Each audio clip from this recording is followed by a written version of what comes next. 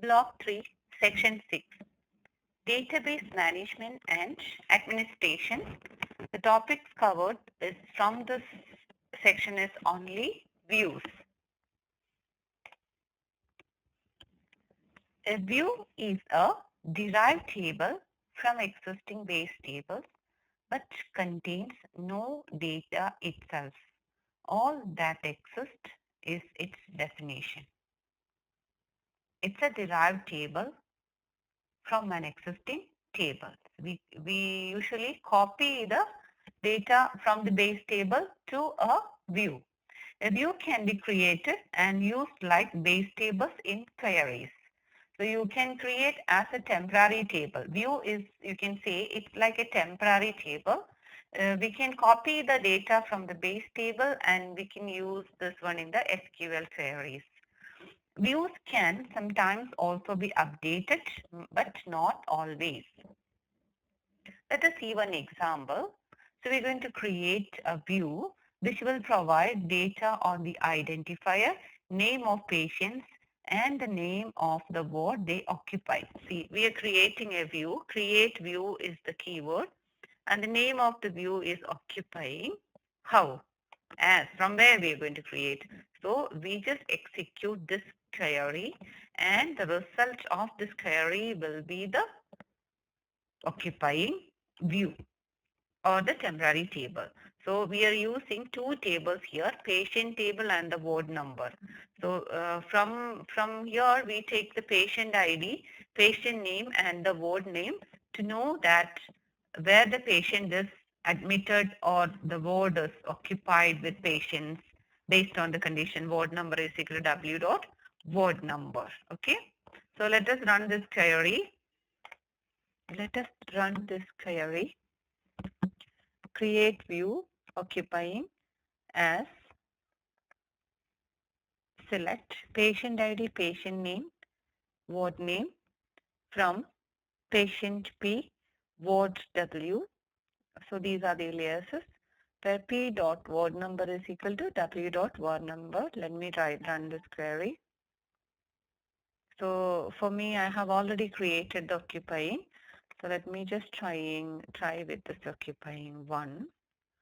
So run this query and you can see execution time seconds, and that means the query is working and it has created a view called occupying. If you go to the Sybase Central, you will be able to see the occupying view.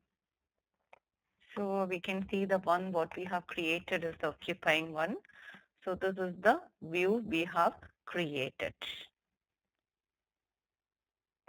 If you run the query, select start from occupying, you can see the details of the occupying view, the three columns, what we have copied from the patient table and the ward numbers. You can see patient P01 with the name. You can see here, patient P1 is admitted to a ward, Wessex, and etc. Like that, you are able to see the result. Some observations about views. A view can be defined by any query statement. Subject to certain important restrictions, a view can reference other views. So the first one we have seen, we have used the select star from occupying will give you the result of the occupying view. A view can reference other views, so you can create new views from the existing views. Columns in a view inherit the names and data types given in the query defining the view, but the names can be explicitly specified. So you can use an ask keyword in order to rename. Suppose you don't want the patient ID, patient name, and the ward name. So maybe you can change the ward name to occupying ward or anything. Some meaningful name can be given. The values in the view result from the logical processing of the query at the time the view is used. Note at the time it is defined, because once it is defined, we are not using the value of that. When we use the view, the values are used. A view can be treated like any other table in the database as if it contains the data. So we have seen an example occupying. So it is really like an base table because it is copying the values, whatever we specify in the condition. So view can be considered as any other base table in a database. So we have an exercise here. Write a query using the view occupying to find the name of each occupied ward in the hospital and the number of patients who currently occupy it. So you can use the select ward name. So it's written each occupied ward. So you have to group by, you have to use the group by clues and group by ward name. And this query is going to give you the ward name and the number of patients admitted in that ward. So let us run this query. So when you run the query, you get select the ward name and how many occupancy is the new column we define using the count star. So in the first ward, there are 4 patients admitted, and the second one you can see 6 and so on. We have another exercise here. List the student identifier, the student's name, the name of the tutor, and the course code in this order. So we need to display the student identifier, the student name, and the name of the tutor and the course code. So we know that we need to get the student ID and the student name from the student table. The tutor name we get from the staff, and the course code because we have to make sure it is a tutor. So you have to use the tutor table as well as the staff table, because from the tutor table you get the course code. So select S. So we are using 3 tables here: student, staff, and tutors, and we have the aliases S dot student ID, S dot name, C dot name, course code from the 3 tables, and give the condition. So here you can see duplicate column names are okay for a query, but this is not allowed in a view. So we have seen this query, this will work because this we are specifying what we specify. This S dot name is from the student table, and C dot name is from the staff table. This is allowed with the when you join the tables. This condition, the situation is allowed, but if you are working with a view, this is not allowed. Say, for example, you are creating a view called tutoring. From the 3 tables, you can say S dot student ID, S dot name. So once you create the view, you have to rename. For example, S dot name is renamed as student name, and the C dot name is renamed as the staff name or the tutor name you can give accordingly. Course code from student, from the remaining conditions are the same. So the tutoring will have titles of student ID. The titles will be student ID, student name, and the staff name, course code in the newly created view. Let us run this query to create the view called tutoring. So the view tutoring has been created. So let me run the let me see the contents of the tutoring view. So when you run the query, select start from tutoring, you are able to see the column titles as student ID, student name, staff name, and the course code finally. You can create the view in another way. Create view tutoring, student ID, student name, staff name, course code. You can name the titles in the view itself. Then you can just use this query as it is. So general format of creating a view is create view, name of the view, which is the view name, and write down the column list as is the keyword used. Then you have to write the query statement, the select statement from where you are taking the data, from which table or tables you are taking the data. When column names must be specified for a view. When it is, we have seen an example, right? Column names must be specified in some situations when duplicate column names would result, or when a column in a view is formed from an expression, because expressions doesn't look nice as column names. So you always use a rename for renaming an expression. Here you have an example: create view course numbers as from course code as course count star. Of course, count star we can rename using in the as operator, students per course from tutoring group by course code. See, here you are creating a view from another view. So that's what we have discussed this point before.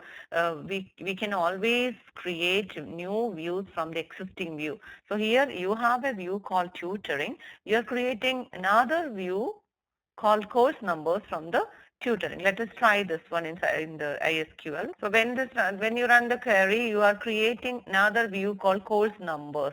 So course numbers will give you still course code and the number of students registered in that course. Let us run this. Let us see the details of the course numbers view. Let's run the query and see course code and the students per course, because we have used the rename the count star to students per course. Processing model for views. Process the view definition. Obtain the query statement from the view definition and process it according to the logical processing models of section 2 and 3, providing a final table for the view query. So we have seen previously logical processing, how to get the final table. So view table, that is a table populated with rows. In the from clause of the query of the view, use the final table from the view definition as the input to the from clause. Rest of query process according to the logical processing models what we have discussed previously. Common uses of views. Let us see what are the uses of views in database.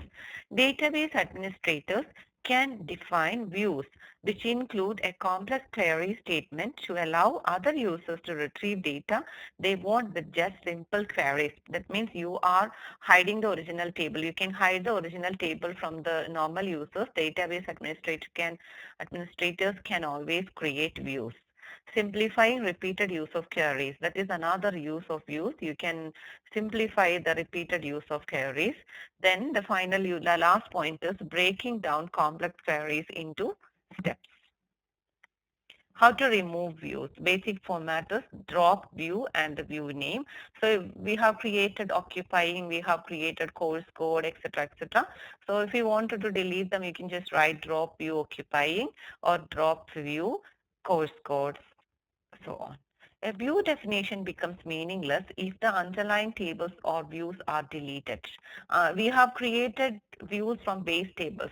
Imagine a situation that base tables are deleted. So what will happen? View definition becomes meaningless because there is no way to retrieve data from the tables because the tables are deleted. SQL provides two options. SQL usually provides two options in deletion. First one is restrict, which prevents a drop where there are dependent views, or cascade, which causes all dependent views to be dropped as well. SQL Anywhere does not support this behavior. How to update views, updating views. Since views are virtual tables, updating a view means updating the view's underlying base tables. A view should be considered as part of an external schema, and the query statement defining a view is a mapping that determines how data gets from a database to a view table when required. So the original data is retrieved from the base table. There's a mapping between view and the base table. If we want to update a view, we can think of it in terms of simply reversing the connection between a database and a view table. Example of updating a view. So the table used here is a textbook. So the titles are book code, title, course code, author name, and number of pages. Now we are trying to update, you're trying to create a view at the beginning. Create view course text as. So the new view created is course text as. Select book code, title, course. So we are selecting only how many columns? 3 columns from the textbook. So then the query, then first of all, create the course text, then run the query. So the view does not have any data. The view does not contain any data itself. The data is inserted into the underlying table textbook. So when you are trying to, insert the value into the course text. Course text is our view. So where the data will go, the data will be stored into the table textbook. The columns not specified in the view like course text, for example, the author name and the number of pages will get null or the default values after the insert. Let us try this query and see the result. So these are our details from the textbook and the book code. So we have only 2 rows so far. Let us create a view based on this. Let me run this query. So you can see we have created a view called course text. Now let me insert the values into, let me try to insert the values into the view. One record inserted, but where the data is inserted, records are inserted into the textbook table. So let us see the contents of the textbook table. Select star from textbook and see. You can see the third row is added, which we have added now. So wherever no values are added, because author name by default, while we created the table, we have specified a constraint that if author name is not provided by the user, it should be given a value by default none. And the number of pages we did not give, and it is automatically assigning a value null. We have another exercise here. What behavior would you expect on executing the following pair of queries? Create view course text 2 as select book code, title, author name from textbook. Insert into course text 2 values, the ID, the book code, and the title and the author. This insertion would fail because course code is defined as not null. Because we know that course code is a mandatory requirement here because this is a foreign key in the textbook as well as it is a primary key in the course table. So this should not be null. So in this case, this query will not work. This insertion would fail. Restriction on updating views. It cannot always be inserted. What should be inserted into the base tables to result in the required effect of inserting into the view. Sometimes there is no single unambiguous way that the base tables can be changed so that the view would appear to receive the new data. We have an activity here. We are trying to create a view called enrollment count as select course code, count student ID to get number of students and as enrollments from enrollment table group by course code. So this one will work because it will create a view called enrollment count. So now you are trying to update the view once after you create. Update enrollment count, set enrollments to 3 where course code is equal to C2. So this insertion will fail. Let us see what is the reason of failure. So while you're running this query, you have created a view called enrollment count. And let us see what is the content of this enrollment count. Select star from enrollment count. You can see there are 4 rows and enrollments, the first one 5, 5 and the 3 and 4. And let us try to update the view. So this one is giving you an error. Could not execute statement, update operation attempted or non-updatable query. So something happened, we have a mistake. Let us see what happened. Why? Since the table enrollment contains 5 students taking course C2. So we have seen the result. It is ambiguous which 2 students should be deleted to bring down the number to 2. So it is very difficult. So this is not a matching condition. This query would fail. This insertion will fail. When can a view be modified? So we have seen that sometimes it is not possible to modify a view. A view may be modified if each value in an entry of the view corresponds to exactly one entry of an identifiable underlying base table. So we have seen an exceptional case in the previous example. That is why the query failed. This condition is normally not satisfied for views involving value expressions grouped by and most kinds of join. SQL rules for updatable views. Number one, the from clause can include only tables and views that are themselves updatable. Second condition, the select clause can include only column names, that is, there must be no value expressions, only column names, value expressions such as formula, aggregate function, and cannot include distinct.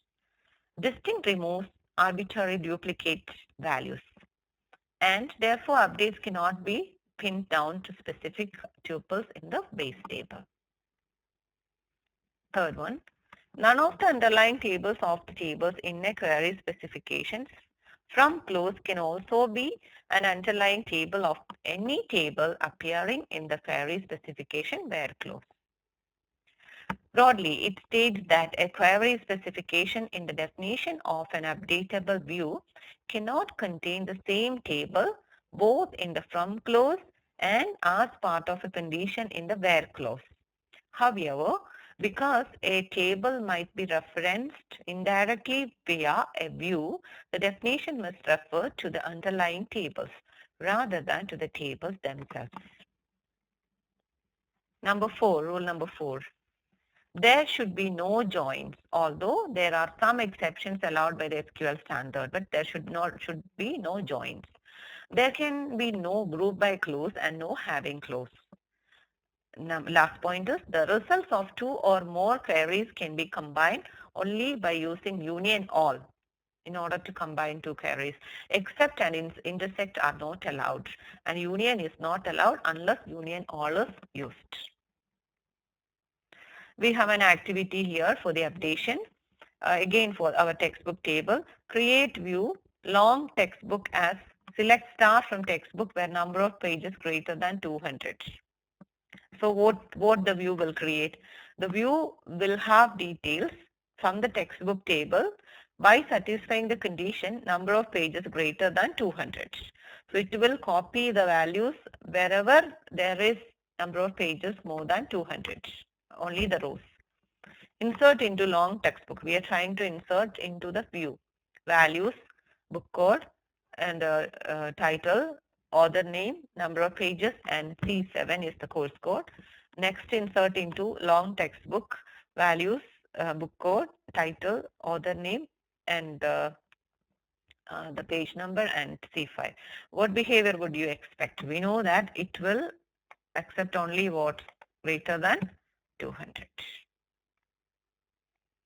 Only based on the condition. That's our idea. So we know that the condition is number of pages greater than 200. So this should be inserted, this should be ignored, right? So both tuples will be inserted into the base table textbook. When displaying the contents of the view, actually you should understand that when you are trying to insert the data is actually going into the base table. So base table, we don't have any condition criteria constraint. So it will, whatever they insert, whatever values you are providing in insert, these values will be inserted into the base table. But that's why it's saying both tuples will be inserted into the base table textbook.